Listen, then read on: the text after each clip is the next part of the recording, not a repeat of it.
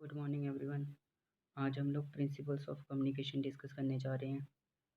तो सबसे पहले समझते हैं कि प्रिंसिपल्स होते क्या हैं। प्रिंसिपल्स का मतलब होता है रूल्स, प्रोटोकॉल्स, सिद्धांत, कुछ ऐसी बातें जिनका हमें ध्यान रखना चाहिए कम्युनिकेशन करते वक्त। तो लेट्स स्टार्ट। सबसे पहला प्रिंसिपल है clarity in idea. The idea और message to be communicated should be clear. जो भी आप आइडिया या मैसेज, कोई एक्सपीरियंस, कुछ भी चीज़ जो आप बताना चाहते हो वो क्लियर होनी चाहिए। उसमें अ, कोई भी मतलब कोई मिस्टेक्स नहीं होनी चाहिए, या कोई और किसी टाइप की कोई प्रॉब्लम नहीं होनी चाहिए, कोई भी हर्डल नहीं होनी चाहिए उसमें। सारी की सारी जो मैसेज आपका वो क्लियर होना चाहिए, क्लियर कंसाइज होना चाहिए आपका message. Next one is attention. To make communication effective the receiver attention should be drawn towards message. अगर आपने एक बहुत अच्छा एक प्रेजेंटेशन बना ली, बड़ी अच्छी प्रेजेंटेशन बनाई आपने, और वो प्रेजेंटेशन देने के लिए गए, जैसे आप वो प्रेजेंटेशन दे रहे हो तो अब वहाँ पे आपने नोटिस किया कि जो रिसीवर की जो जो रिसीवर हैं, जो आपके लिसनर्स हैं, उनकी कोई अटेंशन नहीं है आपकी प्रेजेंटेशन की तरफ, आपके मैसेज की तरफ जो आप प्रोवाइड करना चाहते हो। तो उस केस में आप जितना मर्जी अच्छी तरीके से भी अपनी इन्फॉर्मेशन पास करो, उनको वो इन्फॉर्मेशन नहीं मिलेगी, वो कम्युनिकेशन नहीं हो पाएगा, एग्जैक्ट कम्युनिकेशन वो नहीं हो पाएगी, क्योंकि जो रिसीवर है उसकी अटेंशन नहीं है। तो आपने इस बात का ध्यान रखना है कि जो आपका जो रिसीवर है उसकी अटेंशन होनी चाहिए आपके मैसेज की तरफ। जब आप कोई कुछ चीज़ आप कम्युनिकेट कर रहे हो तो अपने ध्यान रखना है कि जो सामने वाला है, जो सुन रहा है, वो आपकी बातों को सुन रहा है और समझ रहा है।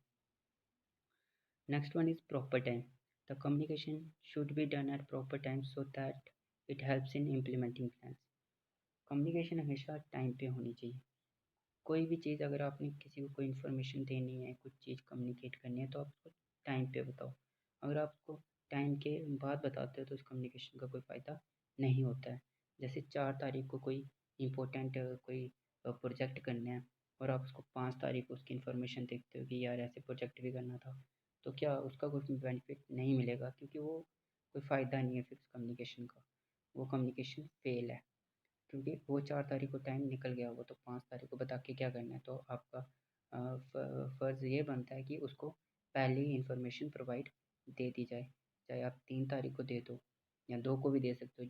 जब भी आपको इन्फॉर्मेशन मिलती है आप उसी वक्त उसको बता दो, पर प्रॉपर टाइम पे।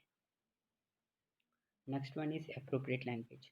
ये बहुत ज़्यादा इंपॉर्टेंट है। लैंग्वेज, एप्रोप्रिएट लैंग्वेज का होना।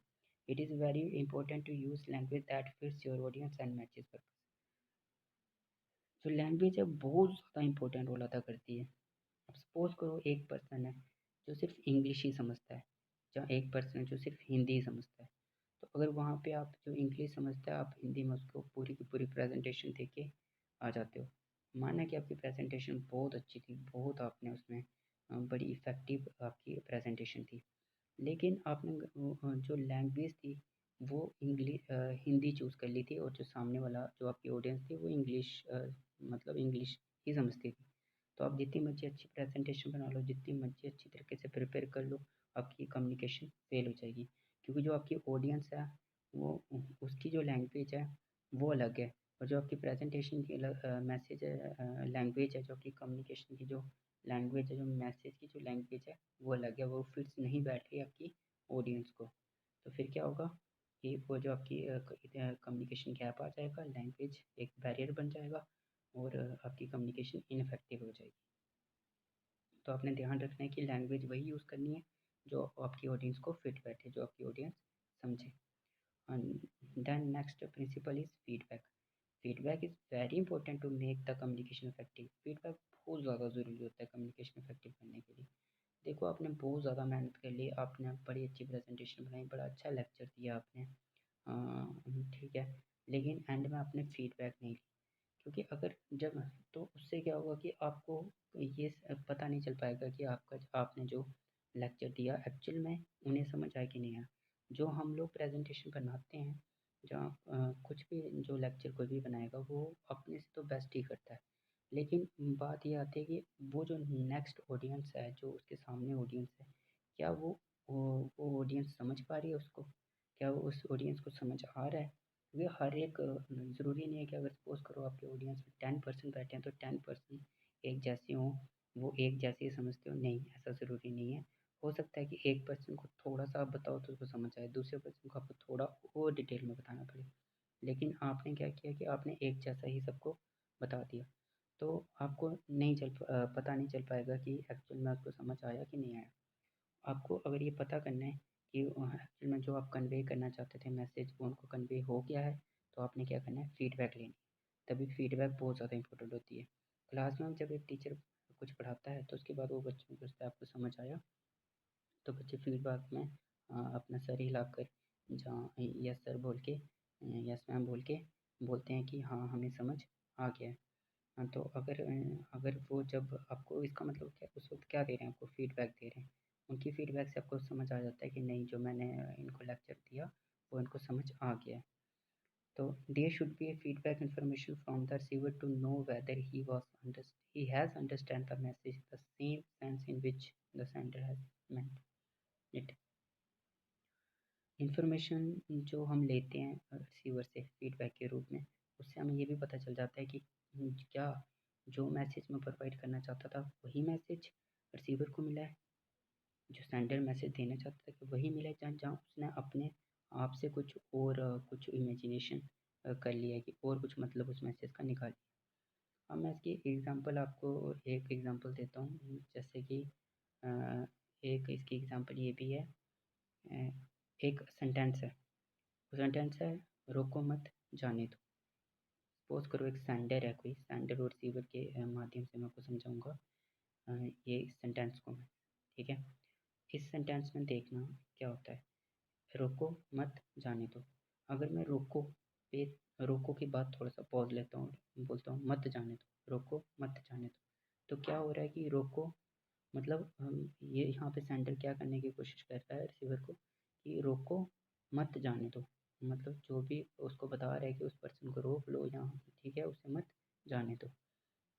और अगर मैं इसी सेंटेंस में क्या करता हूँ कि रोको मत जाने दो, मतलब रोको मत, मत के बाद पॉज ले लेता हूँ, फिर बोलता हूँ जाने दो, मतलब रोको मत जाने दो। यहाँ पे सेंडर क्या बोल रहा है, रोको मत उसे जाने दो। सेम सेंटेंस है लेकिन सिर्फ पॉज लेने से कितना ज़्यादा फ़र्क आ गया, मतलब टोटली मीनिंग चेंज हो गया सेंटेंस का। सेम सेंटेंस था रोको मत जाने दो, बट रोको के बाद पॉज लिया मत जाने दो तो अलग मीनिंग निकल गया। रोको मत जाने दो, रोको मत के बाद पॉज लिया फिर बोला जाने दो तो अलग मीनिंग निकल गया। यही मैं आपको समझाना चाहता था कि फीडबैक इसी के लिए इंपॉर्टेंट होती है कि हो सकता है कि मैंने बोला हो रोको मत जाने दो, रोको के बाद पॉज लिया हो, लेकिन जो रिसीवर था नॉइज़ पोल्यूशन की वजह से जब वो अटेंटिव नहीं था, जहाँ कोई और बैरियर था जिसकी वजह से प्रॉपर तरीके से वो कम्युनिकेशन को मेरे मैसेज को नहीं सुन पाया, नहीं लिख पाया, तो क्या हुआ कि उसने उसे जाने दिया। मैंने बोला रोको, रोको के बाद मतलब रोक लो उसे, लेकिन उसने सुना रोको मत जाने दो। तो आपको इसलिए ज़रूरी फीडबैक लेनी है। फीडबैक से क्या होगा कि ये तो चलो एक एग्जांपल थी छोटी सी, लेकिन फीडबैक बहुत ज़्यादा इंपॉर्टेंट होती है। फीडबैक से हमें पता चल जाता है कि एक्चुअल में जो हम बोलना चाहते थे और वही है जो सुनने वाले ने वही सुना, या उसने कुछ और अपने से कुछ भी इमेजिन कर लिया। तो there should be an feedback information from the receiver to know how whether he has understood the message in the same sense in which the sender has मेंट।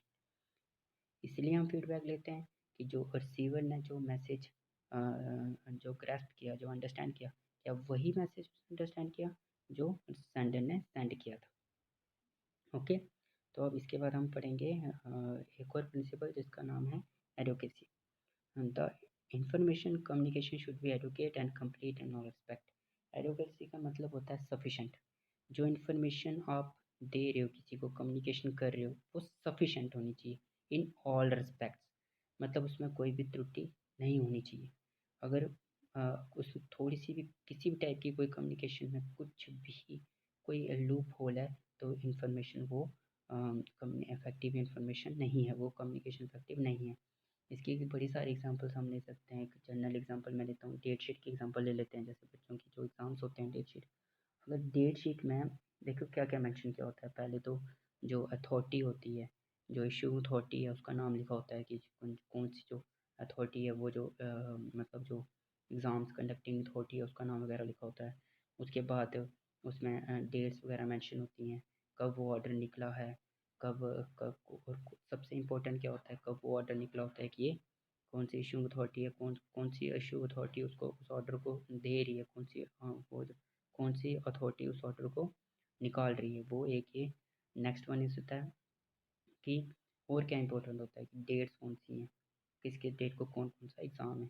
ठीक है, अगर इनमें थोड़ी सी भी अगर कोई जैसे किसी पेपर की या किसी सब्जेक्ट की डेट नहीं लिखी हो तो वो क्या हो जाएगी, इनसफिशेंट इंफॉर्मेशन हो जाएगी। तो इनसफिशेंट इंफॉर्मेशन होगी, बहुत ज़्यादा प्रॉब्लम आ सकती है, फिर वो इफेक्टिव कम्युनिकेशन नहीं होगी। ठीक है, तो आपने भी कभी भी, ये मैंने आपको एग्जांपल दी एक डेट शीट की, अगर आपने भी किसी को कोई इन्फॉर्मेशन देनी है तो प्रॉपर इन्फॉर्मेशन देनी है। ठीक है, प्रॉपर इन्फॉर्मेशन देनी है हमेशा उसको, मतलब किसी को भी आप इन्फॉर्मेशन कुछ भी प्रोवाइड करोगे, प्रॉपर इन्फॉर्मेशन प्रोवाइड करनी है। ये नहीं करना है कि उसको आधी अधूरी बात बता देनी है, और आधी अधूरी बात से क्या होगा कि वो उसका भी नुकसान हो सकता है, उसको प्रॉपर इन्फॉर्मेशन नहीं मिलेगी तो आपकी और आपका भी ये होगा कि आपकी भी इफेक्टिव कम्युनिकेशन नहीं हो पाएगी। तो इसी के साथ ये प्रिंसिपल्स ऑफ कम्युनिकेशन ख़त्म होता है। तो I hope you understand the topic. ठीक है, फिर have a nice day, stay home, stay safe, thank you very much.